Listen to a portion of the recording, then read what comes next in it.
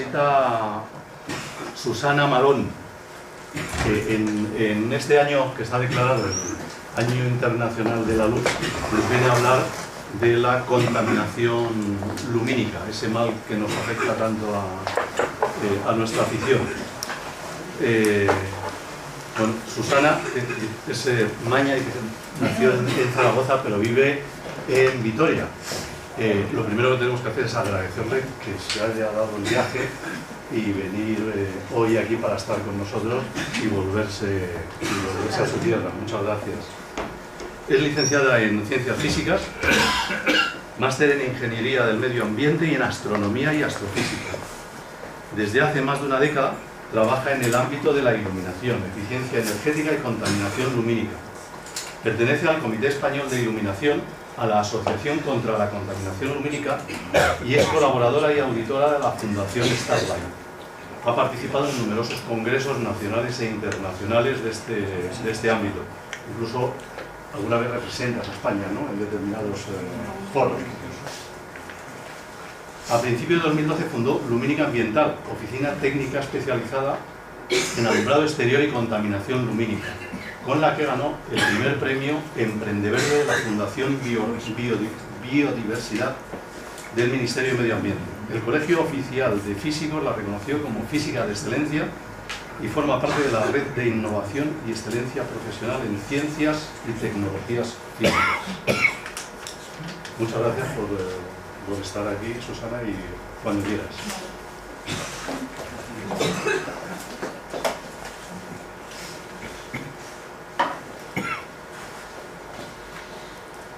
Bueno, pues muy buenas tardes. Lo primero de todo, pues la verdad es que es un placer estar aquí con todos vosotros, una agrupación tan grande. Yo desde hace unos 8 años más o menos formo parte también de la Asociación Astronómica de Álava. Les fui a dar una charla de... bueno, no pasa nada. Les fui a dar una charla de contaminación lumínica porque conocía a una persona que estaba ahí metida y desde ese mismo día pues me quedé con ellos y bueno, estoy intentando pues colaborar. Mi trabajo básicamente se centra en el tema de la iluminación. Yo realmente soy diseñadora de iluminación y pertenezco al Comité Español de Iluminación desde hace pues, por lo menos ya 12-13 años, que es más o menos lo que llevo en este tema. Y yo siempre me describo como la oveja negra del comité, porque ya sabéis quiénes están en el comité: los grandes fabricantes, los grandes diseñadores y yo en el fondo lo que hago es diseñar una instalación de forma justa, eficiente y que no contamine. ¿Qué implica eso? Pues poner las menos luminarias posibles. Que en el fondo yo no vendo luminarias, si vendiese luminarias como otros fabricantes, otros diseñadores o distribuidores, pondría pues unas cuantas más para intentar ganar más dinero, ¿no? Entonces estamos en una... iba a decir una guerra, pero al final yo creo que es una guerra que no es que tengamos perdida, pero sí que bueno, tiene cosas positivas y cosas negativas, ¿no? Entonces es bueno. Como los que estamos aquí sabemos bastante de temas de contaminación lumínica, seguramente vais a saber más temas de impacto en la biodiversidad o impacto en la astronomía. Yo voy a hacer un pequeño repaso de lo que es un poco el estado del arte de contaminación lumínica y sobre todo me quería centrar en los temas un poco más como herramienta que os puedan servir a vosotros dentro de las agrupaciones, pues para poder en un momento dado pues poner una reclamación, poner una queja o cualquier otra cosa, que yo creo que es esencial, porque evidentemente nosotros somos los luchadores de la contaminación lumínica. Yo soy técnico, me dedico a esto, pero llevamos 12 años concienciando a grandes fabricantes. Parece que lo estamos consiguiendo. En el tema de los LED hemos tenido suerte a partir de hace muy poco tiempo, porque luego vamos a ver toda la problemática de los LED. Y bueno, seguimos luchando todos los días, ¿vale? En principio, pues no sé, si me queréis parar en cualquier momento, pues no habría ningún problema, pero si queréis, hacemos todo seguido y luego pues podemos hacer un pequeño debate.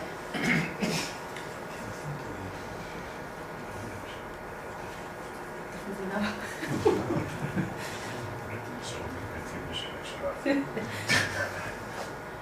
No estará apagado.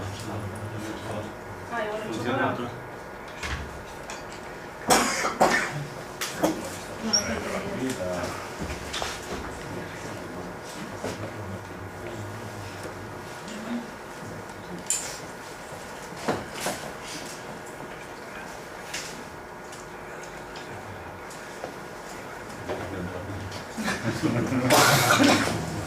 Pequeños problemas del directo.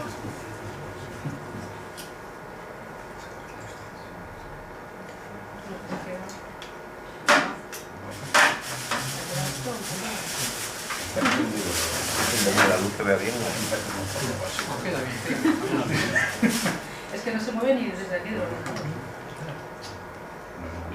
Ya lo siento, pero...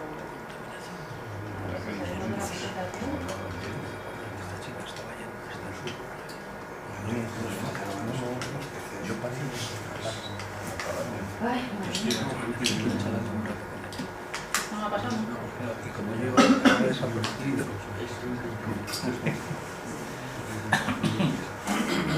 Tienes que ponerte más. Sí, sí, pero Aquí no se ve nada. para intentar no pegar.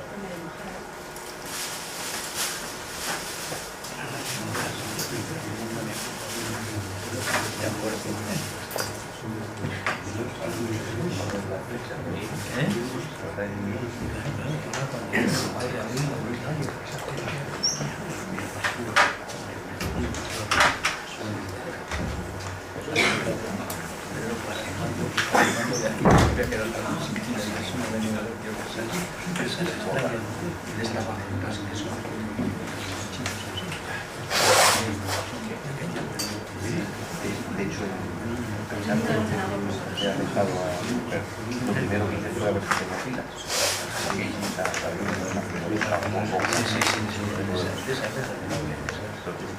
Sí, hombre, la compré, está bien impuesta. Hombre, claro. Sí, lo vais a usar y esas cosas hay que quitárselas.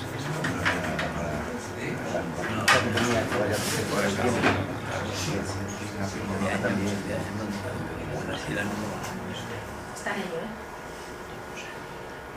Tengo que decir que es la primera vez que me lo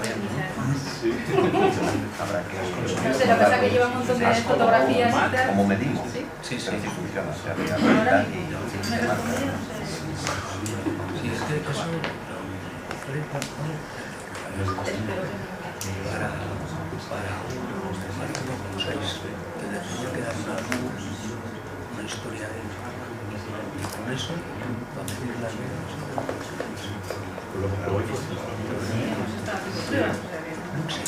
Es que venía a última hora que yo qué sé, por eso. Eso no falla. Lo único De lo que te puedes fiar de la ley de la máxima.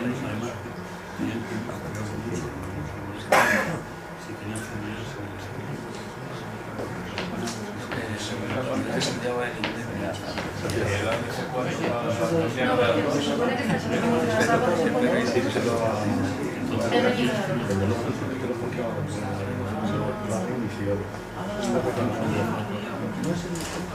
Las dos cosas, ¿qué ha fallado las dos cosas? Como viene.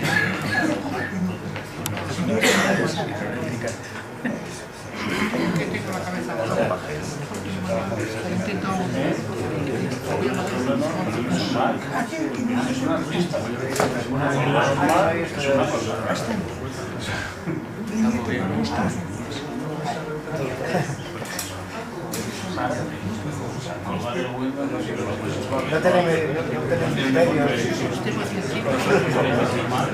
Pues no. Entonces eso es de la F4 donde sea para ir cambiando el pantalla. Pues yo estoy FN, pues es que estoy Función 4 Hay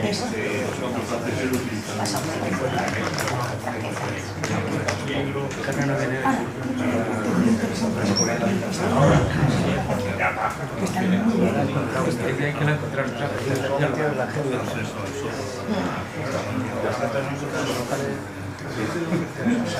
Me extraña muchísimo, pero bueno.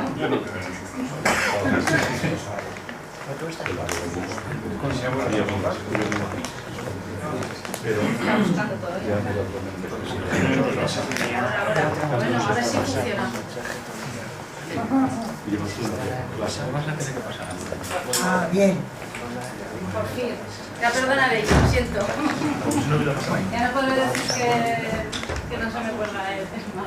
Bueno, yo el tema de contaminación lumínica, bueno, según en los foros en los que hago las presentaciones, sobre todo temas de... Me reúno mucho con alcaldes, con técnicos municipales, que son al final los que tienen en la mano poder contaminar o no, porque iluminan, mal o bien, pero sobre todo, y muchas veces es por desconocimiento. Otras veces, pues bueno, hay otros concursos un poco sospechosos que si queréis podremos hablar luego sin que nadie se entere, pero bueno, hay cosas un poco extrañas en el mundo de la iluminación. Entonces, pues bueno, básicamente yo el tema de contaminación lumínica siempre empiezo diciendo que cuando nosotros hablamos, o sea, entendemos o pensamos, mejor dicho, en contaminación, automáticamente tenemos connotaciones negativas cuando pensamos en una contaminación atmosférica, en ruido, en contaminación de aguas, pero en ningún momento pensamos que esto también puede ser contaminación. Y de hecho es contaminación lumínica, porque la luz, como cualquier fuente generadora de energía, genera contaminación. Pero antes de seguir, yo siempre digo, yo al final soy diseñadora de iluminación y auditora. La luz no es la mala de la película. Lo malo son los diseños que no son eficientes, los diseños que no tienen en cuenta criterios de sostenibilidad y criterios de sostenibilidad realmente sostenibles. Porque la palabra sostenibilidad está, vamos, en boca de todos, los políticos hacen sus fotos con que los LED son sostenibles, no contamina, pues mentira. Los LED son buenos, pero tienen que tener una serie de características y hoy os las voy a explicar, pero bueno, que seguramente ya las conocéis, ¿no? Entonces, pues bueno, el estado actual, datos más o menos recientes y bueno, basados un poco también en mi experiencia en los proyectos que estamos realizando. Básicamente el alumbrado público supone un 19% de la energía consumida a nivel mundial, es un dato muy elevado. Prácticamente en torno al 50 al 70% del consumo eléctrico de un ayuntamiento es de alumbrado público, es su gran agujero negro. Y básicamente hay un dato que a mí sí que realmente lo podemos interpretar como algo negativo o algo positivo. Yo siempre intento darle un enfoque positivo a las cosas y el 65% del alumbrado europeo es altamente ineficiente. 65% es un número muy elevado, pero nos da mucho margen para la mejora, con lo cual es un número malo, pero en principio tenemos mucho margen de maniobra. Aparte, evidentemente, la Tierra durante los 4.500 millones de años, ¿no? que lleva en marcha, digamos, pues siempre ha tenido un ciclo de día y de noche, y ahora esa iluminación artificial lo que está haciendo es reducir las horas nocturnas, con lo cual eso implica no solamente que no podamos ver las estrellas, no solamente temas energéticos, sino que hay animales, entre los que nos incluimos nosotros, que tenemos un ritmo circadiano establecido cada 24 horas, y que cada hora tiene su función. Y que dentro de nuestro cuerpo tenemos un reloj biológico, un reloj interno que hace que se segreguen muchas sustancias de determinadas formas y que tienen determinadas funciones. Una de ellas es la melatonina y esa se segrega en condiciones de oscuridad, con lo cual con luz no se segrega y eso que implica muchísimas cosas, sobre todo enfermedades. Esto es, pues bueno, aquí tenemos el pico donde la melatonina se segrega y cuando hay luz. Evidentemente esto, bueno, no voy a dar una charla de medicina, de biología ni nada, porque básicamente no soy ni una cosa ni la otra, pero vamos, está claro que hay problemas de alteración del sueño, problemas de estrés y sobre todo, y los estudios más recientes, aquí tienes unas pocas referencias, pero cada día salen más. Hay muchos grupos de investigación, sobre todo americanos, que están estudiando el efecto de la iluminación nocturna de la iluminación artificial en horas nocturnas. Entonces se está viendo, pues bueno, que hay muchísima relación entre ese exceso de iluminación que supone una disminución en la segregación de la melatonina y el aumento de distintos tipos de cáncer, como cáncer de mama o de próstata en los hombres. Entonces, claro, tú lo presentas esto en un simposio de alumbrado, donde evidentemente están los grandes contaminadores y te tachan de... Pero bueno, yo siempre llevo mis referencias y les remito a ello.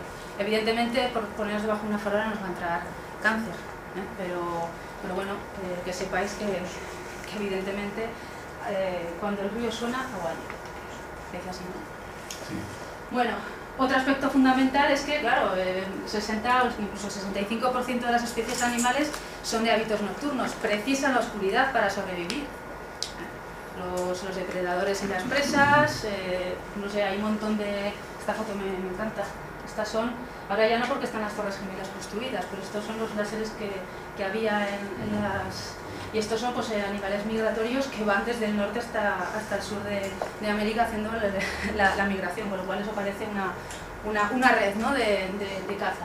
Esta es la parte de la cenicienta canaria, un polluelo pues, que se despistó, en vez de ir hacia donde tenía que ir, se deslumbró por la luz artificial y fue a parar a la playa. Evidentemente pues hay muchos animales, las luciérnagas por ejemplo, que cada vez son más difíciles por ahí.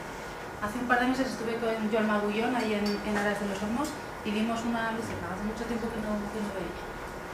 Y luego pues los murciélagos, es que al final dice, y los insectos, o sea, los insectos pueden ser insignificantes, pero es que son la base de la cadena alimenticia, o sea, es que no estamos hablando de... Una vez estuve en Valencia hace un montón de, unos cuantos años, allí se hizo un proyecto LIFE en la albufera de Valencia, el EcoLife, que al final pues bueno, se terminó pero no se terminó y están intentando revitalizarlo, y uno de los responsables, el biólogo responsable, decía que claro, que es que dentro de lo que era la albufera cada día se morían no sé cuántas toneladas de biomasa animal, que era justo una especie que era autóctona de ahí, es decir, que en ninguna otra parte del mundo vivía esa especie.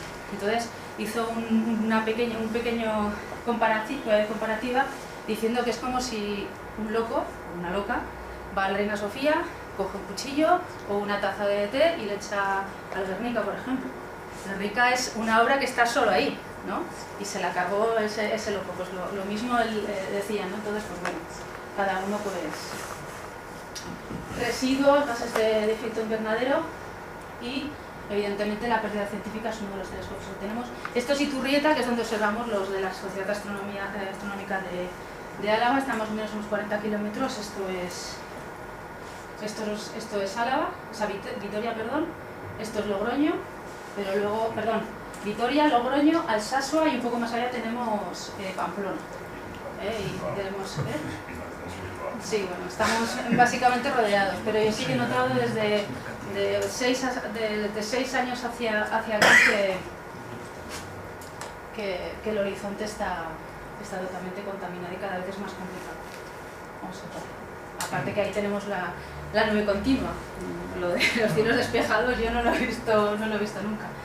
Luego también es la pérdida de paisajes nocturnos, o sea, que es que la contaminación lumínica tiene bastantes repercusiones, ¿no? Esto es una foto con luna. A nivel cultural también, siempre lo digo, si Van Gogh pintase ahora noches estrelladas, pues evidentemente pues, prácticamente las estrellas no le inspirarían, pintaría algo pues un poco difuso, ¿no? O bueno, o versos tan bonitos, ¿no? como en el libro. Entonces vamos a pasar un poco a la parte... ¿Qué herramientas tenemos para combatir la contaminación lumínica desde un punto de vista técnico y serio? No sé si llamarlo así, o sea, lo que yo me refiero es que muchas veces yo cuando voy a defender algo en temas de contaminación lumínica o no me presento antes o pues, la gente me tacha como esta ecologista, esta no sabe ni lo que dice, pero bueno, soy diseñadora de iluminación y sé de lo que estoy hablando, ¿no? Entonces, pues bueno, al final para jugar tenemos que tener herramientas técnicas, herramientas legislativas y para mal o para bien las tenemos. Entonces, bueno, como vais a ver no es oro todo lo que reluce, pero bueno, por lo menos tenemos un marco normativo que sea el Real Decreto 1890 del 2008 que se aprobó en el 2009. Luego tenemos pues, bueno, distintas normativas europeas, sobre todo la 13.201, que es la que fija el nivel de iluminación que tiene que tener cada calle en función del uso que le vamos a dar, y luego distintas directivas europeas, sobre todo enfocadas al tema de eficiencia energética y equipos electrónicos. Estamos también en la era de la sostenibilidad. Sostenibilidad voy a ponerlo entre comillas, porque sostenibilidad puede ser muchas cosas. Smart Cities, Smart Grid, ahora bueno, no sé si estaréis un poco pues, en tema de prensa, siempre se habla de Smart Cities, de ciudades inteligentes, de las redes, de ciudades, no sé qué. Pues bueno, tenemos el conocimiento técnico y científico para ello, y sobre todo tenemos la tecnología, o sea, es que tenemos, digamos, todas las herramientas que pueden permitir iluminar, o sea, diseñar una instalación sin contaminar. Pero hay que saber hacerlo y no tener ningún interés comercial, ¿no? Por decirlo de alguna manera. Muchas veces lo que falta es aplicar realmente la sostenibilidad. Es decir, evaluar en nuestros proyectos de iluminación ese impacto ambiental que pueden generar y sobre todo tener en cuenta que la luz se dispersa en la atmósfera, es que no lo tenemos en cuenta. Los diseñadores lo que suelen hacer, yo incluso lo que solía hacer en su día es diseñar un tramo de calle, tenemos el día luz, lo diseñamos, emitimos un nivel de iluminación, pero no se importa lo que pasa o no importa lo que pasa más allá. Entonces eso es lo que realmente tenemos que tener en cuenta, porque la contaminación lumínica no es un fenómeno local, sino global. Y sobre todo pues el sentido común. Ahora vais a ver algunas fotos que tienen de todo menos sentido común. Y a mí cuando me preguntan, para mí el mayor criterio de eficiencia energética es ese, el sentido común. Y sobre todo la independencia. Voy a poner algunos ejemplos para que veáis un poco a lo que me refiero.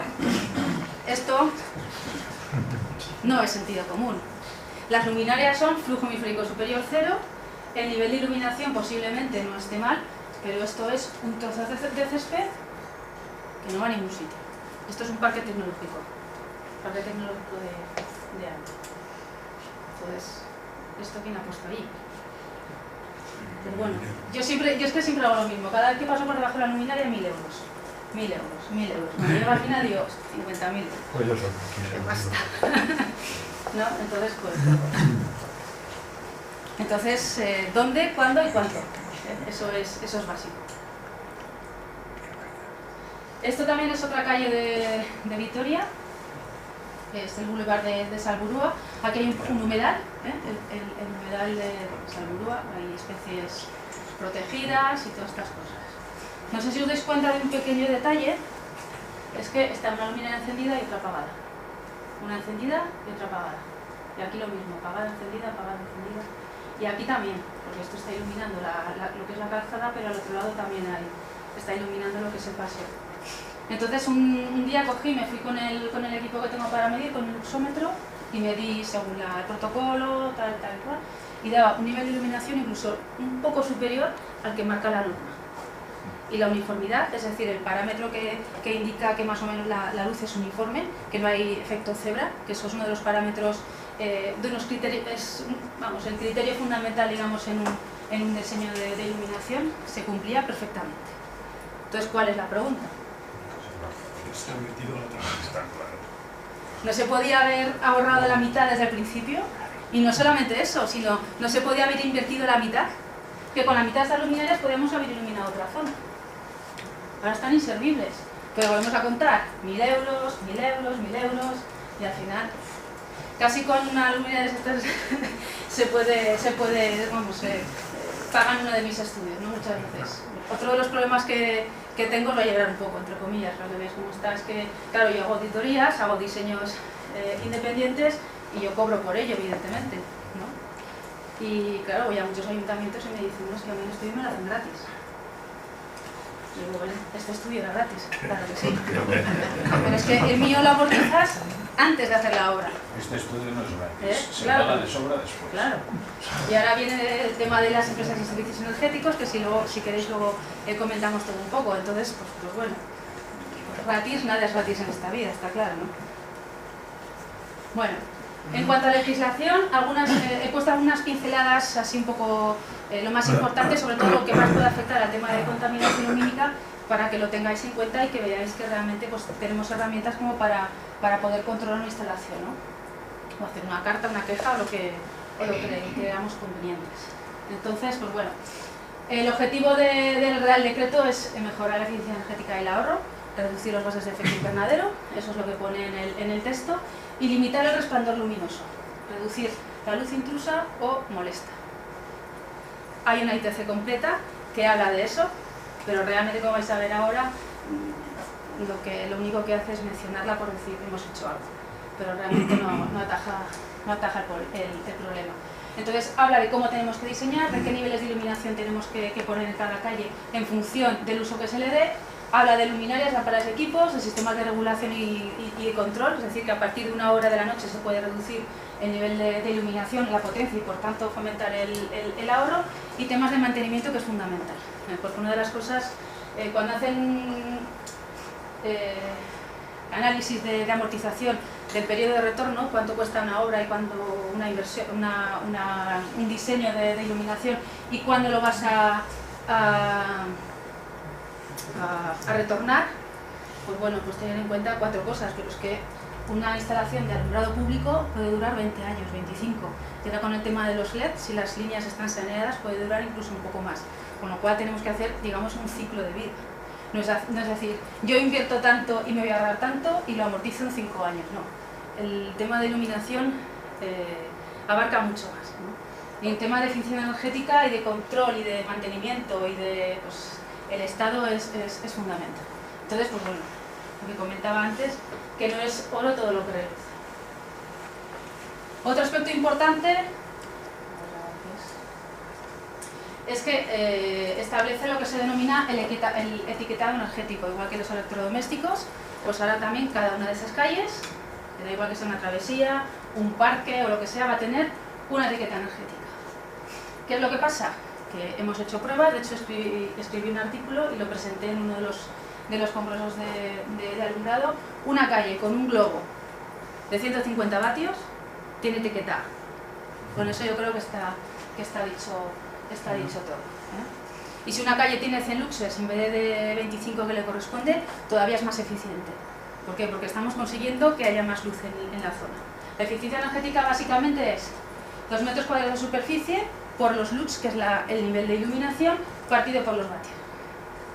Entonces, cuanto más superficie con más iluminación, pues más eficiente es. Y aquí no tiene en cuenta ni el tipo de luminaria ni el tipo de lámpara, con lo cual, pues bueno.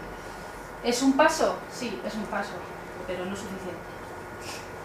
Esto, por ejemplo, es también en Vitoria. No es que me haya cebado en Vitoria, pero como vivo ahí y estoy siempre pues, yendo por las calles, pues bueno, de vez en cuando me hago un safari nocturno, ¿no? Para ver cómo está todo. Pues bueno, esto tiene etiqueta A. Entonces, evidentemente, estos son proyectores que es que no... Esta foto está tomada, no sé si era a las 2 o las 3 de la mañana, evidentemente no hay nadie por la calle. Los vecinos en verano, el techo se ilumina. Hay vecinos que se empiezan a quejar, afortunadamente, porque les entra en sus viviendas. Pero, no sé, cada vez parece que estamos un poco más sensibilizados y el tema de la crisis nos está viniendo bien, porque los ayuntamientos ahora están apagando farolas. Ya ni uniformidad ni leches puñeteras, ¿no? Ya es ahorro puro y duro y lo que antes decían, no, es que tenemos que iluminar porque la gente se queja, que el tema es de seguridad, que no sé qué, no sé cuántas, ahora eso ya no hay que ahorrar, da igual. Entonces, pues bueno, establece los niveles máximos de iluminación, fija un nivel y solamente permite pasarlo un 20%. Esto es de las pocas cosas buenas que tiene el reglamento. Antes las normas, digamos que es la norma de referencia, establecía un nivel que se podía considerar un nivel mínimo, pero no establecía que no podías sobrepasar un X%. Ahora ya sí. Ahora dice que si el nivel son 15 luxes, lo puedes superar en un 20%. Si lo superas en un 21% ya estás sobreiluminando. Con lo cual, de alguna manera, está limitando ese nivel de iluminación. Otra cosa buena es que permite reducir los niveles cuando sea posible, cuando la actividad pues baje. Y luego pues que tenemos que respetar siempre la uniformidad. Al final, la uniformidad, digamos que es la iluminancia mínima que hay partido por el promedio. Con lo cual, cuando el mínimo y el promedio más o menos son iguales, la uniformidad es muy buena. Entonces, una calle con 5 luxes, puede parecer que 5 luxes es muy poco, pero si está bien iluminado y la uniformidad es buena, es un muy buen ejemplo, que si por ejemplo tenemos una calle con 50 luxes y sin embargo tenemos 50 luxes, incluso en el centro tenemos casi 0. Eso la verdad es que no es un buen diseño y de hecho no cumpliría los criterios de uniformidad. Bueno, esto también es Vitoria, al lado de la otra fotografía. Esto está en el Parque de los Astrónomos. no lo digo de broma, en el Parque de los Astrónomos, y este modelo se llama Vía Láctea. O sea que en Vitoria los astrónomos, los de la Asociación de Astronomía, cuando vamos a observar, pues nos podemos parar de camino, que está en la salida justo para Iturrieta, y contemplamos la Vía Láctea. Entonces, pues claro. ¿Cuál es el problema aparte de esto? Pues que a nivel de iluminación son 169 luxes en el suelo. Solo en esto, además es que no, es aquí ya no. Luego es que además por lo que es el parque hay otras luminarias, o sea que esto solamente es como un pasadizo que no sé si es por estética o por qué, pero vamos, tú lo ves de lejos y parece que eso es un flash, ¿no? Bueno, pues el reglamento establece que ese tipo de tramo o bien no debería estar iluminado, y si está iluminado, como máximo tendría que tener 5 luxes. Y tenemos 169. Entonces, es que además yo muchas veces me enfado porque ya no es contaminación lumínica ni que no podemos ver las estrellas. Es que eso lo estoy pagando yo con mis impuestos. ¿No? Entonces, pues bueno. Sigue estando iluminado, porque hay otros tramos que sí que por la crisis y tal han reducido. Entonces, la iluminación tiene que ser justa, porque no se trata de no iluminar, de hecho tenemos que huir de eso, sino que se trata de no sobreiluminar. Luego también habla del tema de las lámparas, el Real Decreto. Fija una eficacia mínima, que es decir, la cantidad de lúmenes por cada vatio que da la lámpara, mínima de 65, con lo cual eso pues es del Pleistoceno casi, ¿no? O sea, ahora tenemos lámparas que dan rendimientos muy superiores, incluso ahora el tema de los LED también. Estamos hablando de eficacias por encima de 100 lúmenes vatio. Entonces, estas son las típicas luminarias de alumbrado público, que todos las conocéis seguro. Tenemos los halogénuros metálicos, tenemos el vapor de mercurio, que sé ya, menos mal que está ya prohibido. En principio está prohibido para unas instalaciones, y creo recordar que en el 2015 había la fecha límite, porque también era una directiva europea, cambiar todas las lámparas de vapor de mercurio. Con lo cual, pues bueno, algo es algo. Luego tenemos las de sodio de alta presión y las de baja presión. Aquí veis los espectros.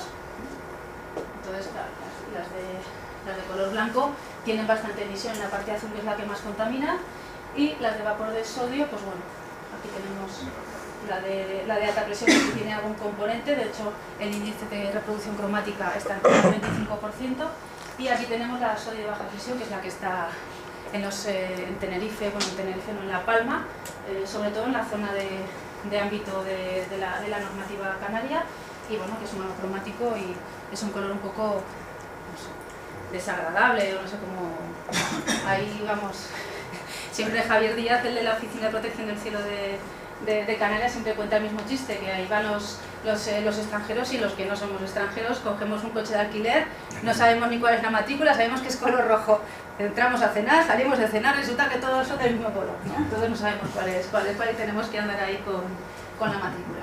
Y luego abajo he puesto los LED. El LED tiene muchísimas bondades, muchísimas ventajas, y tiene bastantes inconvenientes a nivel de contaminación, pero luego también a nivel técnico. Entonces, bueno, la gama de los LEDs es desde hasta los 7000 Kelvin más o menos, que digamos que sería un azul blanco muy frío. Luego tenemos los blancos cálidos, o sea, el blanco neutro y el blanco cálido.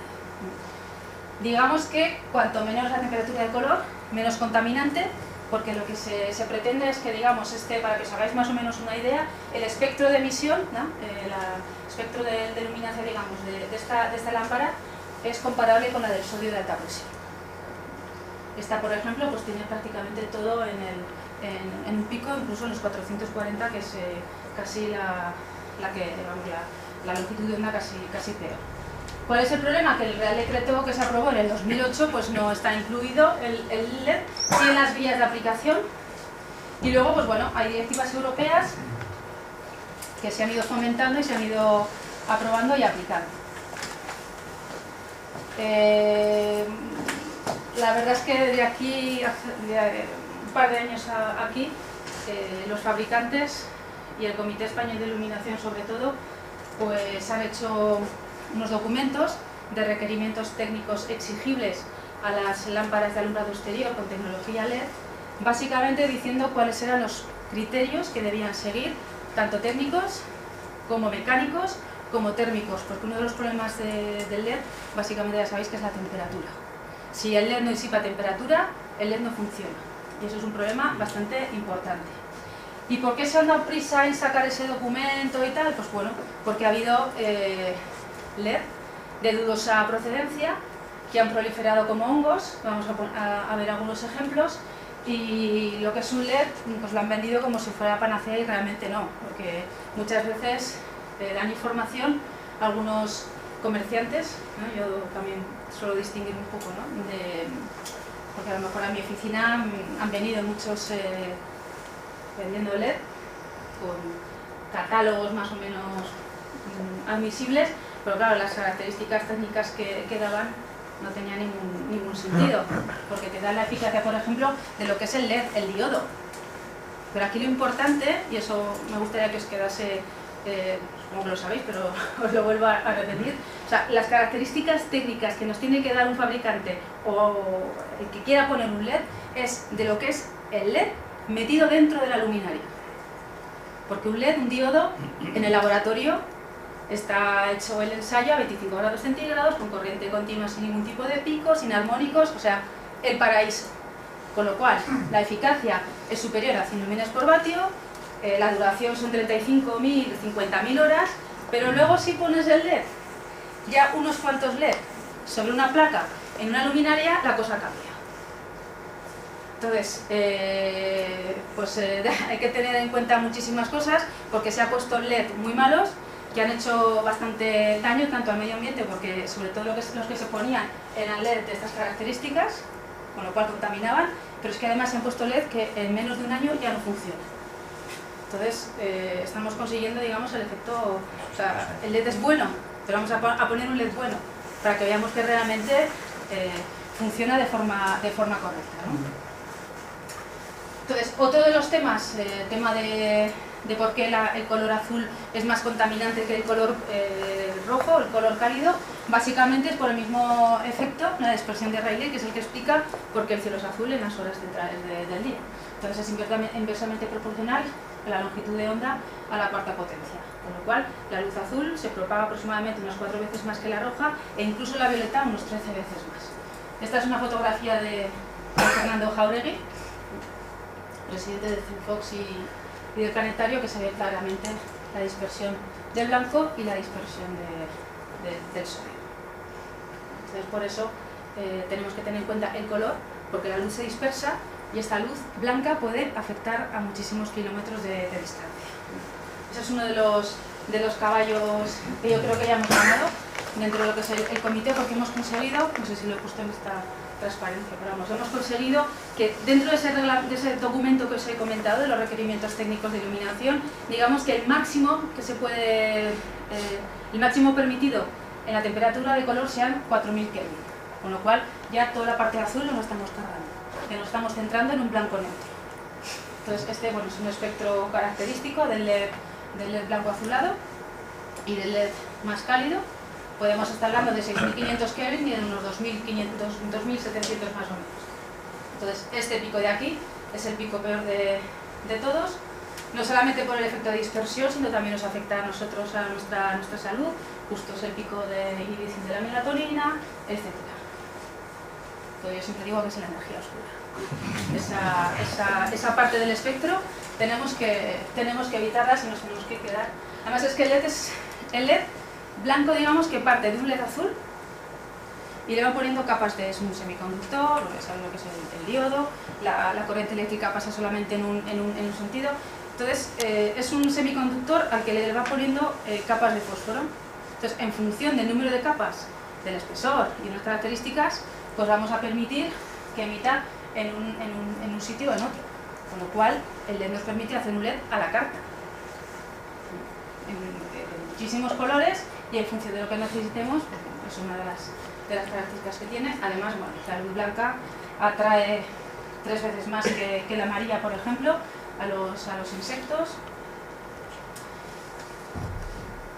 Realmente el Real Decreto solamente cuando habla ya de, esta es en la parte que habla de resplandor luminoso nocturno, lo único que dice es que en las zonas de máxima protección se van a utilizar lámparas de vapor de sodio, no define qué es lo de la zona de máxima protección, define las zonas Z1, pero nadie tiene la obligación, entre comillas, de zonificar, unos echan la culpa a otros. En Andalucía sí que lo están haciendo bien, porque es la Junta de Andalucía en Cataluña, son las comunidades que tienen una legislación más o menos avanzada, aparte de la de Canarias, que se la dejo fuera porque es pionera y es de las mejores que hay, son las que están zonificando. Desde la Junta, por ejemplo, de Andalucía, están definiendo todas las zonas E1, que son las más problemáticas, y las zonas E2. Y las zonas E3 y zonas E4, que son las que, digamos, las zonas urbanas y hiperurbanas, las están dejando ya un poco en manos de los ayuntamientos. Pero por lo menos desde la Junta se han posicionado y han dicho, las zonas oscuras que tenemos que proteger son estas. Entonces hay un mapa, y ese mapa, evidentemente, hay que respetar. De hecho, la semana pasada me llamó un bufete de un gabinete de arquitectos que tenían que hacer un espacio, o sea, un estudio de impacto ambiental de la iluminación de un nuevo cementerio en un municipio de Granada, y querían que les ayudase con el estudio. Así que bueno, o sea, me refiero que por lo menos pasa poco a poco, pero parece que va haciendo efecto. Entonces, lo único que dicen es eso, vapor de sodio, y en todo caso tendrá que filtrar la radiación por debajo de los 440 nanómetros. La de Canarias y la de Andalucía sí que establecen que por debajo de los 500 nanómetros no pueden emitir más del 15% de la radiancia total del espectro. En Navarra y Cataluña, pues bueno, yo creo que esto es bastante importante, yo siempre lo digo. La norma está hecha, el reglamento está hecho, pero a ver quién la cumple. Mientras no haya un órgano que esté controlando, aquí no ha pasado nada, es un poco lo que pasa con el reglamento. Sin embargo, en Navarra y en Cataluña están primando con las subvenciones.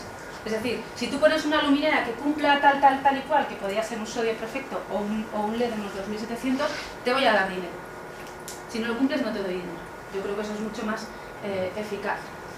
Y luego la Unión Astronómica Internacional, el Comité 50, dice que por debajo de los 500 no tiene que haber prácticamente radiación. Bueno, esto es otro espectro. Esto es lo que os quería comentar antes. En principio, la tecnología adecuada para no contaminar, estaríamos hablando para LED de temperatura de color por debajo de los 3000, y el Comité Español de Iluminación y el IDAE, dentro del documento ese que os he comentado, establecen ya que tiene que ser por debajo de los 4000. Con lo cual, al principio podemos estar contentos y de hecho es una buena noticia, pero bueno, lo que han hecho ha sido diferenciarse de la competencia desleal china y esas cosas, porque los de dudosa calidad, los que realmente técnicamente no son muy sostenibles, que digamos tienen temperaturas de color por encima de los 6000 Kelvin. Entonces esas empresas que han venido, que han puesto LED malísimos, pues ahora por ejemplo no cumplirían. Entonces es de un plumazo. De hecho, uno de los grandes fabricantes, una técnico que es colega, me dijo que esa incursión les había hecho polvo a los grandes fabricantes. Les había robado un poco de cota de mercado, porque evidentemente si alguien te vende un LED por 200 euros en vez de por 1000, pues muchos ayuntamientos pues se han emocionado y han puesto los LED malos, que luego se ha visto evidentemente que no. Esto sería un poco, pues bueno, son ejemplos con los espectros de la radiancia, pues los porcentajes que habría por debajo de esa longitud de onda. Y este sería el PC ámbar, es el LED, que lo que se ha pretendido, y yo creo que se ha conseguido, es hacer una lámpara de sodio, pero en tecnología LED. De hecho, se está aplicando en Canarias, y en alguno de los proyectos que luego explicaré rápidamente, pues vamos a instalarlo. Tienen una eficacia bastante buena. El sodio sigue siendo de las lámparas más eficientes, por mucho que nos digan que no, el sodio sigue siendo la más eficiente, la más robusta, y sabemos que funciona. El LED tiene una serie de problemas que luego intentaré explicar rápidamente, y lo que sí que tiene bueno es que tiene un 40% de índice de reproducción cromática frente al 25% del sodio, con lo cual los colores todavía se perciben un poco mejor.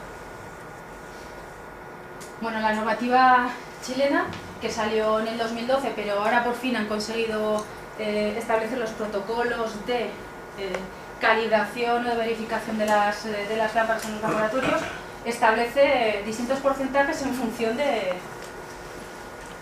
espectro, o sea, están filtrando incluso los infrarrojos. Ahí están los grandes observatorios de Chile, los americanos, los europeos y tal, que se han puesto, hasta poco en el gobierno y les han tenido que hacer caso. Al final ahí está casi el 80%, ¿no?, de los telescopios a nivel mundial. Pues es la idea. He estado con ellos un par de veces hablando de estas cosas, haciendo presentaciones, y la verdad es que, bueno, parece que ahí la gente está bastante concienciada. No sé luego lo que saldrá. Esto, por ejemplo, son malas prácticas, lo que os decía, de dudosa calidad. Esto es, sin más, una lámpara existente, una luminaria con una lámpara de las que eran de descarga, de sodio, por ejemplo, que la han cambiado y han puesto directamente una lámpara LED con el mismo casquillo, la han metido y ya está. Eso no se puede hacer, por muchos motivos. La tecnología no tiene nada que ver. Esto, más que con luxes, habría que medirlo con un termómetro, porque esa luminaria yo creo que estará ya hace días reventada. Y no solamente eso, sino que además esta luminaria ha perdido la garantía. Ha perdido la garantía porque ha sido modificada, porque era una luminaria que se había diseñado para una tecnología concreta, que era la tecnología de descarga, hecho de alta presión, con lo cual la lámpara tenía una dimensión, parámetros mecánicos, parámetros térmicos, parámetros fotométricos, y se ha reconvertido con otra lámpara que evidentemente no tiene nada que ver. Entonces aquí, justo en este pueblo, en Ciervana, que está cerca de Bilbao, es una zona de costa, el fabricante, que en su día fue Indalux, que ya sabéis que la ha comprado Philips, le mandó una carta al ayuntamiento diciendo que no se hacía responsable de cómo funcionara esa luminaria. Bueno, ya vemos aquí la diferencia de tonalidades. Y esta es una foto que me mandó Joan Magullón. Esto es Titaguas, es uno de los pueblos que están dentro del proyecto que estamos haciendo para la reserva y destino turístico de Starlight. Pero vamos, para que veáis cómo se está empezando a hacer la renovación. Sodio de alta presión y los LED fríos. Entonces, pues bueno, cuando alguien nos diga, no, es que tengo unas lámparas que las cambias directamente y funcionan. No, eso es lo que ese cambio directo es lo que se denomina sistema retrofit, y tiene que tener un ensayo fotométrico, un ensayo térmico y un ensayo mecánico. ¿Por qué? Es que es algo, ya es que no estamos hablando de contaminación, ni de eficiencia. Estamos hablando ya que una lámpara de sodio, por ejemplo, pesa 120 gramos, más o menos, 90 a 120 gramos. Y una de esas lámparas que hemos visto antes puede llegar a pesar 1 kilo. La estamos poniendo en el mismo portalámparas, en el mismo equipo. Pues yo me he encontrado con lámparas que están... Eso se cae encima de alguien, me da igual que sea un niño, que sea yo, que sea cualquiera, eso evidentemente. De hecho, los seguros, las compañías de seguros, es que os cuento esto porque ha habido muchísimas reuniones y los seguros se han metido también en esto, porque evidentemente si pasa algo, la culpa ¿quién la tiene? La culpa la tiene el que ha manipulado la luminaria. Ni el fabricante del LED, ni el fabricante de la luminaria, no, el que la ha manipulado. Seguramente el pobre instalador que le habrá dicho, oye, Pepito, ponte a cambiar las 50 flores por este de aquí. Son cosas que no cuentan. Entonces, pues, hay que tener mucho cuidado con estas cosas. Esto es, por ejemplo, estos apuntes, esto es, evidentemente, eso no da luz por ningún lado. O sea, lo único que han hecho bien a lo mejor es poner esto para que no le... porque vamos, dan ganas de tirar una piedra. Eso también es otro sistema LED. En vez de ser una bombilla, pues son placas, pero al final cuelgan de un casquillo. Esto pesa más de 1 kilo. Y este es el resultado. O sea, estás diciendo que no es contaminación lumínica, es más eficiente y tal. ¿Esto qué es? ¿No? Es algo tan sencillo como hacer una foto. En el tema de luminarias, y ya voy a ir más rápido porque me estoy enrollando un poco.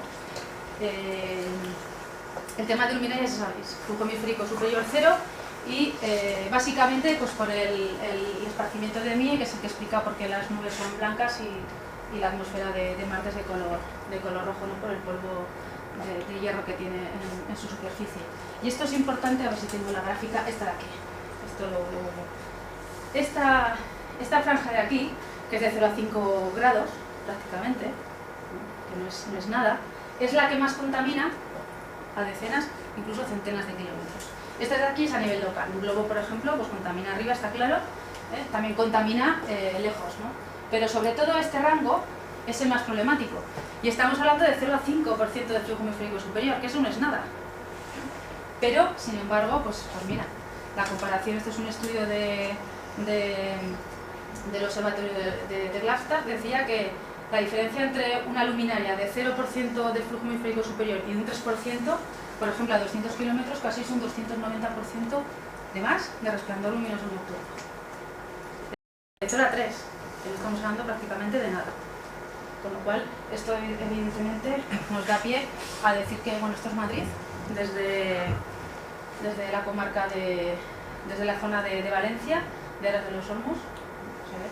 Bueno, Valencia se ve mucho más, evidentemente.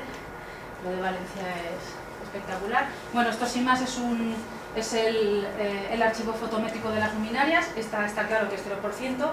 Este es el típico globo que tiene más del 50% todos los lados. Esta sería el globo con un gorrito que aún así tenemos un 10%, lo cual es bueno, pero es mejor ponerla así directamente. Y una de las cosas buenas que tiene la directiva europea es que, pues bueno, en las carreteras obliga a tener menos de un 3%, más o menos ese porcentaje que os he explicado antes, y en las calles normales y corrientes dentro de las ciudades, pues bueno, en función del nivel de potencia, digamos, de la lámpara, va de 5 a 20. 20 evidentemente no tiene ningún sentido. Pero sí que dice que en las zonas de contaminación lumínica no será superior al 1%. Con lo cual el reglamento no es muy bueno, pero la directiva sí. Entonces estas luminarias serían contaminantes, esta incluida, y esto que se puso de moda hace 6 o 7 años, unos reflectores de Lama, que lo que hacían era tapar. Pues esto tiene más o menos un 15 o un 17% de flujo hemisférico superior, y además es que el rendimiento es pésimo, porque lo que estás haciendo es perder luz, ¿no? Entonces, pues bueno, estas serían las buenas. Y luego actuaciones, ¿qué es lo que se puede proponer? Evidentemente, pues hacer auditorías, o sea, es decir, para mejorar y para hacer un plan de renovación del alumbrado, evidentemente no puedes cambiar el tuntún, tienes que saber qué es lo que tienes, por dónde empiezas, y sobre todo, yo lo insisto, o sea, es hacerlo de forma independiente por todo lo que hemos visto antes. Estos son ejemplos de auditorías que hemos ido haciendo durante todo este tiempo. Lo que hacemos es inventariar cada punto de luz con sus características, su potencia, modelo, el último día que las han limpiado, su estado, etc. Hacemos también mapas lumínicos, es decir, los niveles de iluminación que tienen que tener cada una de las calles. El reglamento, en principio, lo que establece es que hay que hacer el sistema de medida entre 2 puntos de luz. Pero tú puedes coger 2 puntos de luz que estén bien iluminados y puedes coger otros 2 que no. Con lo cual, decir que lo que tú tienes entre 2 puntos es extensible a toda la calle no tiene mucho sentido. Y aparte, ir uno, o sea, es inviable, ¿no? Todo lo que hemos hecho ha sido diseñar un equipo que lo montamos en el coche y vamos haciendo pues, mapas lumínicos. Aquí tenemos el nivel de iluminación, con lo cual nos da cierta... Esto es, pues, bueno, también sistemas de información geográfica, ¿no? Eso al final es lo que es más visual y lo que suele gustar a los alcaldes, porque lo primero que fijan es en su calle, ¿no? A ver qué nivel tienen. Pero bueno, también lo están utilizando incluso para quejas con los ciudadanos. Porque hay mucha gente que dice, oye, que tengo poco nivel de iluminación, pues van al mapa y comprueban si es cierto o no. Todas las etiquetas, esto ya pasó. También hacemos a la vez, ¿por qué no?, medidas de contaminación lumínica, del brillo y magnitudes por segundo cuadrado. Yo creo que es una información complementaria que se puede hacer sencillamente, yo creo que aporta información. Y luego, pues bueno, estos son los últimos modelos de luminarias que hemos ido poniendo en los ayuntamientos en los que estamos trabajando. Flujo hemisférico superior 0 y LED, pues bueno, 2700 Kelvin más o menos. Y sodio también, no está hablando solamente de LED.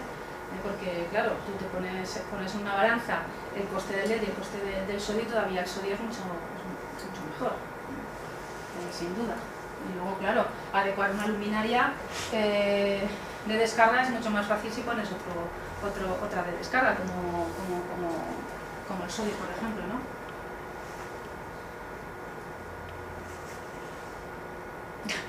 Ya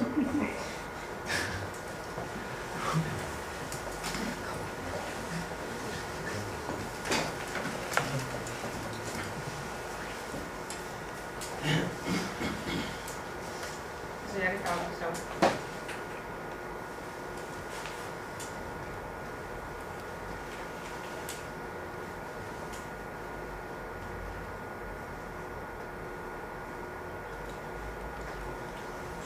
Bueno, termino ya y hablamos si queréis, porque yo voy aquí a 100 por hora, os estoy contando un montón de cosas, aún tengo cosas que contaros, pero si queréis lo podemos dejar porque, bueno, estos son análisis de datos. Esto es copiado, ¿no? Lo he puesto pequeñito para que no lo veáis porque se supone que es confidencial, ¿no? Pero 67% de reducción de potencia. Iluminando de forma adecuada, ajustando el nivel de iluminación a 5 o 7 luxes y medio, lo que sea, hay que ir una por una y sin contaminar. Este es lo que se ha hecho en Arcos de las Salinas, que os voy a explicar un poquitín. Esto es un ejemplo también que se hizo en su día. Sin más se cambió. Esta luminaria aproximadamente tiene unos 38-39% de flujo hemisférico superior, se pasó prácticamente a cero, el cero no existe, evidentemente, pero casi cero. Se ve claramente la diferencia. Esto es el programa de cálculo que se utiliza, pues se ve claramente dónde va la luz. Y esta es la luminaria que en principio se va a poner en Arcos de las Salinas y en Aras de los Olmos.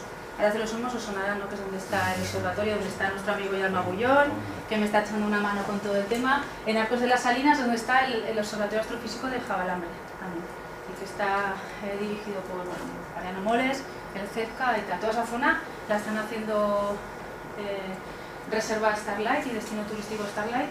Estoy trabajando yo con ellos y bueno, ya tienen el documento, ahora ya queda a los políticos ponerse de acuerdo y todas estas cosas, ¿no?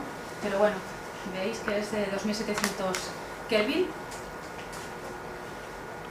Bueno, esto es sin más, es la zona, esta es la zona de la comarca de Buder-Javalambre, Arcos de las Salinas y la zona de la Serranía de Valencia, que está también incluido, estaría por aquí debajo.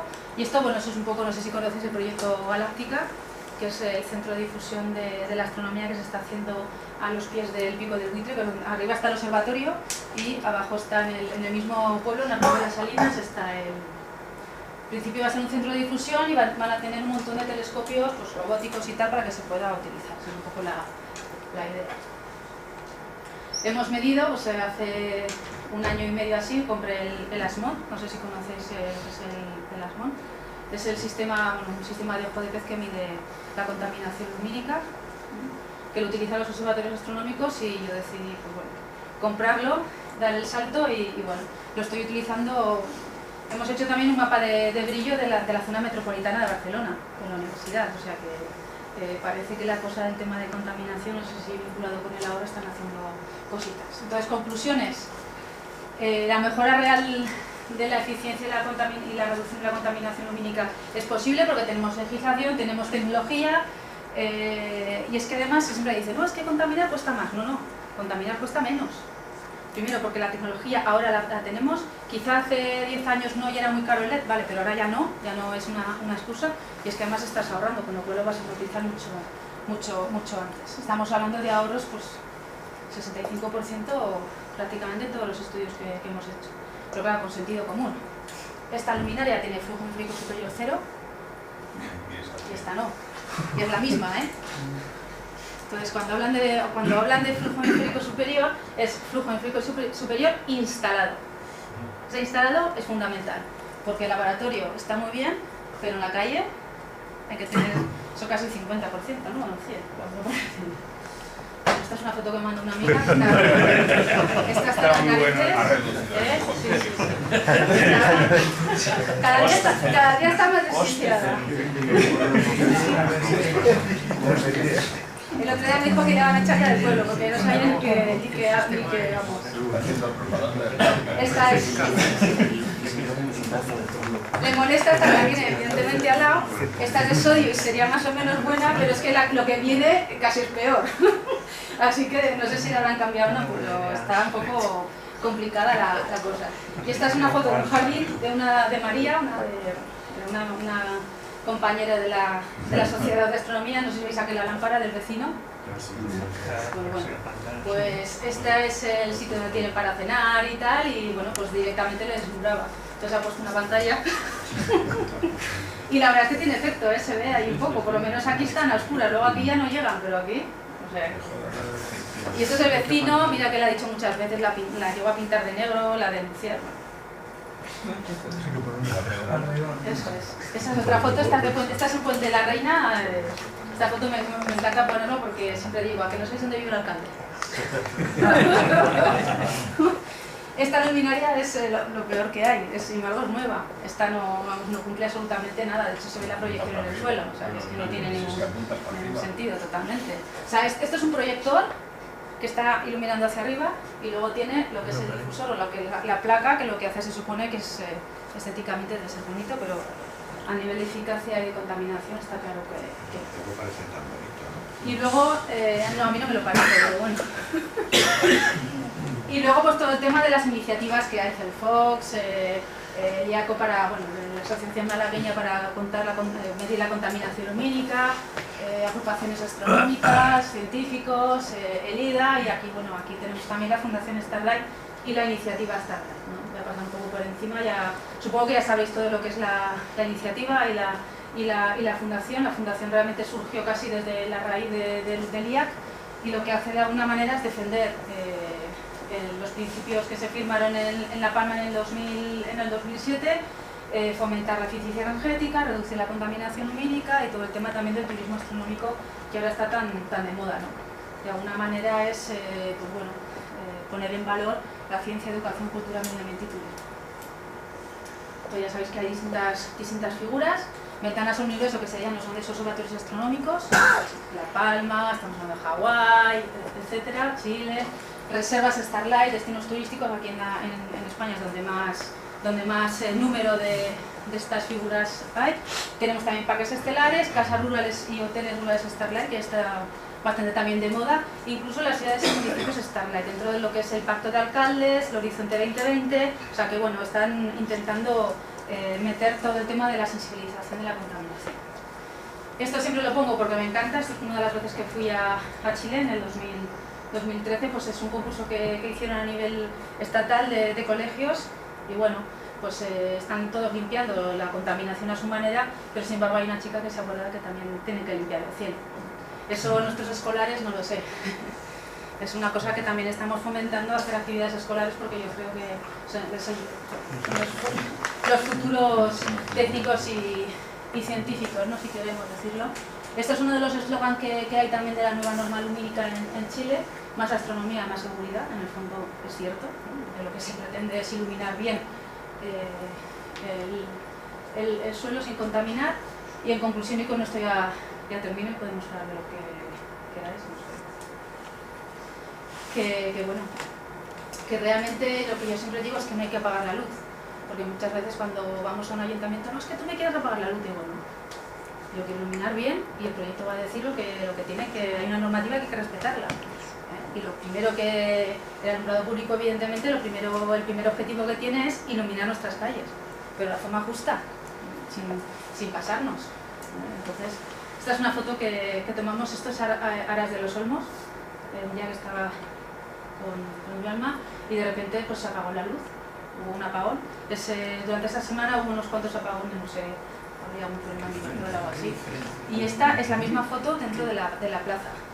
Entonces la gente al principio estaba cabreada ya, llevaban 2 o 3 apagones y tal, pero luego cuando salieron y miraron hacia arriba, estábamos haciendo fotos, pues la verdad es que, de hecho, Aras es uno de los pueblos que está fomentando todo el tema este. Entonces lo que hay que hacer es iluminar de forma eficiente y con sentido. ¿Sentido común? Si es que tenemos todas las herramientas, lo que falta es eso. Y es algo súper sencillo, pero bueno, para respetar el medio ambiente, fomentar el ahorro y recuperar la belleza, porque es que nadie es insensible a un paisaje estrellado, y más que vosotros no lo puede saber nadie, ¿no? Pero vamos, que todo el mundo se queda maravillado con un cielo estrellado, sea astrónomo, no sea astrónomo, entienda de contaminación o no. Al final es un paisaje como cualquier otro, ¿no? Entonces, pues bueno, yo creo que con esto ya más o menos, no sé si me he pasado de tiempo o qué, pero bueno.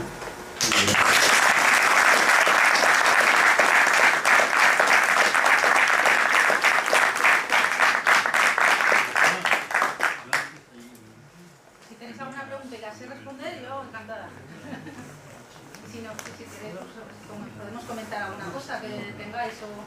Sí, yo de esto no entiendo mucho, pero cuando se refleja en el suelo, toda la luz reflejada en el suelo se tiene en cuenta, ¿no? También, Todo también eso, se ¿no? tiene en cuenta, sí. No solamente... De hecho, depende un poco de la reflexión. Para diseñar una instalación hay que tener en cuenta la iluminación, los luxes, que digamos es la cantidad que llega al suelo, pero luego hay otro parámetro que es la luminancia, que al final es el brillo por candela por metro cuadrado, la luminancia de la luminancia de una estrella, al final, ¿no? La luminosidad. Ese parámetro sí depende de la reflexión de la superficie. En función de la reflexión te va a dar un parámetro u otro. Entonces, hemos estado haciendo experimentos para que el programa de cálculo nos permita también calcular las reflexiones que lleva. Y hay algún estudio que dice que incluso 40% de la luz que puede llegar a un plano superior, por encima de lo que es una calle, por ejemplo, imagínate, puede ser de reflexión, las paredes. O sea que también hay que tener en cuenta, es que hay que controlar la iluminación. Y eso cuanto más iluminación, cuanto más sobreiluminada, pues evidentemente más fácil. Sí, pero por ejemplo el pueblo que ponías y se ve reflejado en las calles muy bien. Todo eso está saliendo hacia arriba. Todo eso está saliendo. Y eso es lo que hace luego esos arcos de los pueblos que ves por todas partes. Sí, sí, sí. Luz directa e indirecta. Sin duda. Como ejemplo de luz más usada sin mucho sentido, podría decirse también, ya que eres maña, la Plaza del Pilar de Zaragoza, ¿no? Que tiene las luces hacia arriba. Sí. Que además es peligroso porque es que no ves dónde pisas porque vas deslumbrado Sí. con esas luces dirigidas hacia arriba. Y no es que alumbren al edificio, es que alumbran al viandante que pasa por allí. Totalmente. De acuerdo. Y muchas zonas más. Eso es, muchas veces es por estética, pero la estética es que, vamos, es que deslumbra. Y hay muchos tipos de luminarias que lo que hacen es, claro, el índice de deslumbramiento es bestial. Y se me gustan puestas. Muchas veces sí, el tema de contaminación vale todo lo que queramos, pero es que muchas veces el tema de inseguridad, porque muchas instalaciones más que seguridad generan inseguridad. Yo en alguna de las auditorías que hemos estado haciendo, yo al final siempre intento pues, hacer una jornada de divulgación al final abierta a todo el mundo, para que se entere un poco, y un día me llevé a todos los alcaldes, los concejales, a los técnicos y la gente que quiso venir, con un luxómetro, y establecí una ruta más o menos estratégica a lo largo del pueblo. Era Murrios, es un pueblo bastante tamaño importante en comparación con la de Álava, y fuimos por calles y vamos con el luxómetro. A ver, el tema está que en el momento que alguien está deslumbrado piensa que está bien iluminada la calle, y es que es todo lo contrario. Cuando estás deslumbrado, la iluminación va a todas partes menos donde tiene que ir. Y pusimos el luxómetro debajo de una luminaria que pensaba, no, aquí hay muchísima iluminación. 5 luxes. Fuimos a otra que parecía un efecto túnel porque eran luminarias que prácticamente la lámpara no se veía, estaba hacia abajo, o sea que era prácticamente estaba todo oscuro y iluminación, y 15 luxes. Oh, es que esto no puede ser. Digo, es que tu ojo está bien acomodado y está iluminando lo que tienes que ver. Tú tienes que ir por la calle y ver si te vas a caer. Si estás deslumbrado no sabes lo que tienes delante. Pero bueno, o sea, fue una experiencia bastante positiva, la verdad. Sí. Para la luminaria pública, ya sea en pueblo o en ciudad, ¿hay alguna distancia mínima entre las luminarias? Eso depende de la anchura de la calle y depende del nivel de iluminación que tenga que tener. Si son 5 luxes y tienes una anchura, por ejemplo, de calle de 6 metros, lo metes en el programa y el programa te va a establecer la interdistancia que hay entre puntos e incluso la altura, en función de la fotometría de la luminaria que tú quieras poner. Pero bueno, eso va un poco... O sea, la que quiera poner el alcalde. No, la que te diga el documento técnico.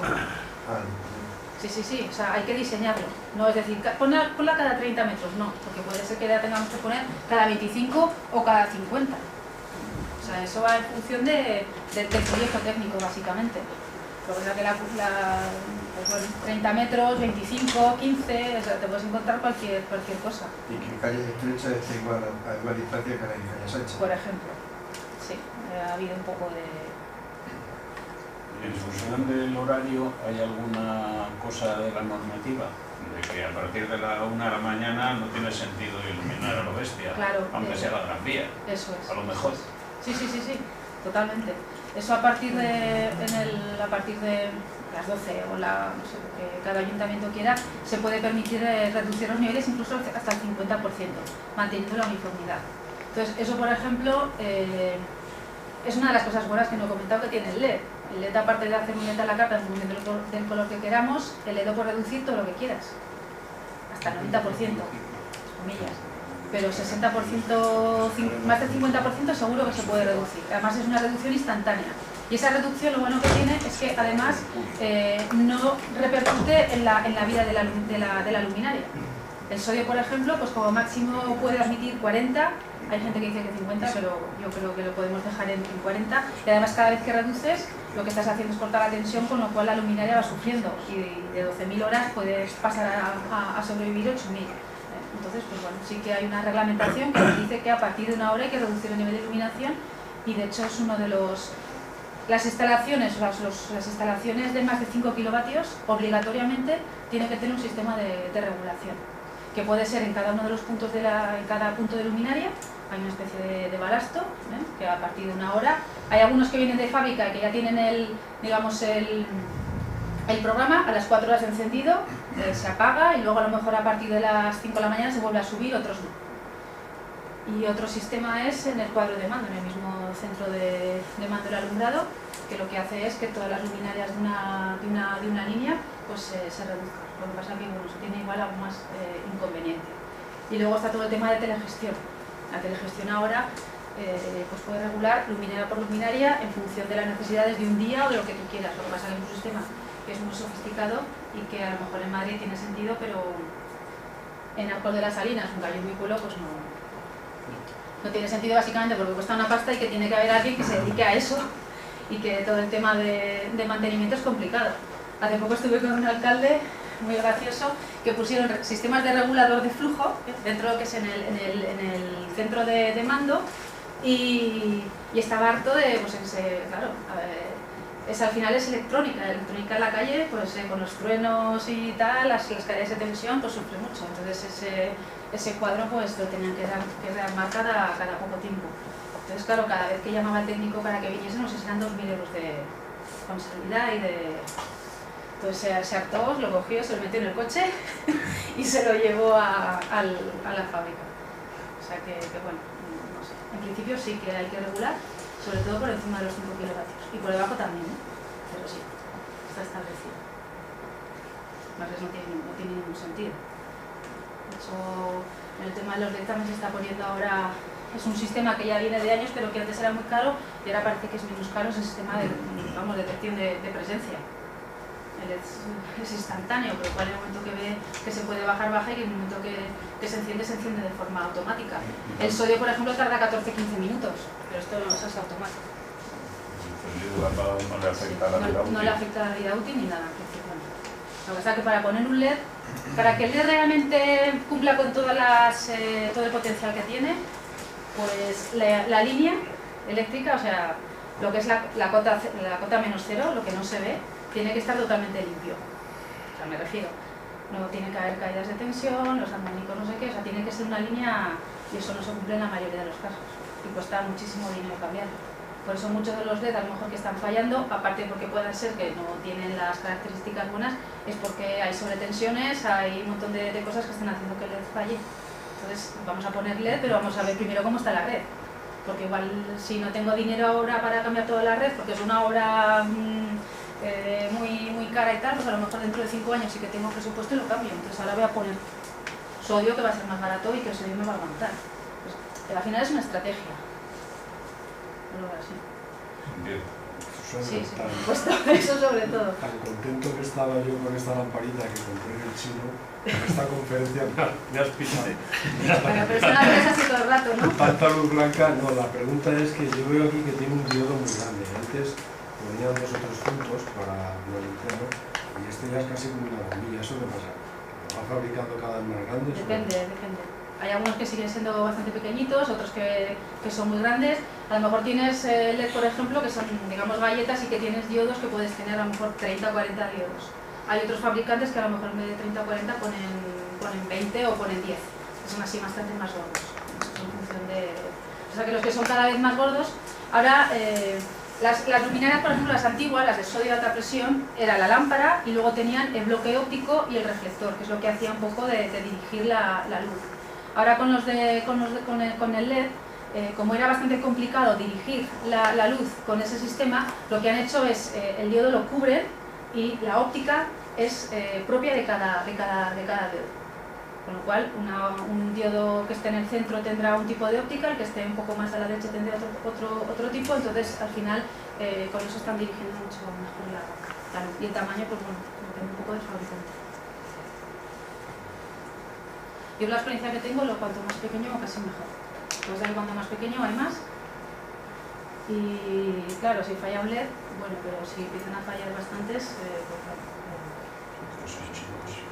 ¿Eh?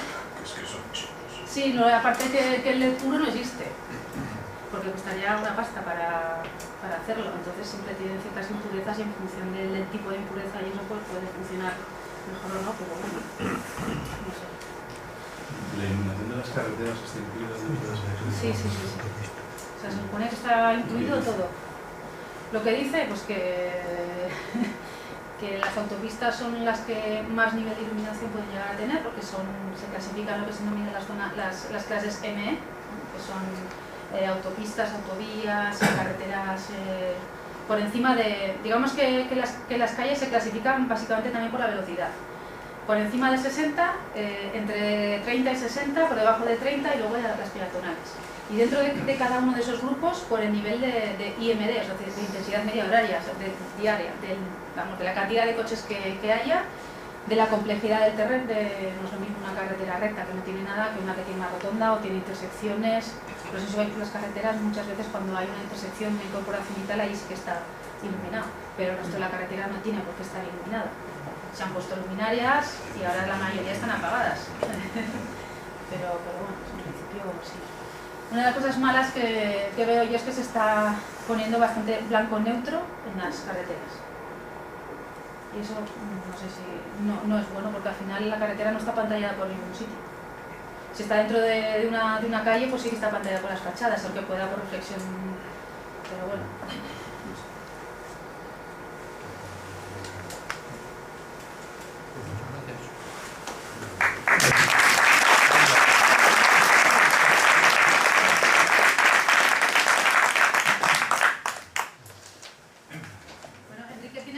Si necesitáis alguna cosa o así me podéis escribir un correo o lo que...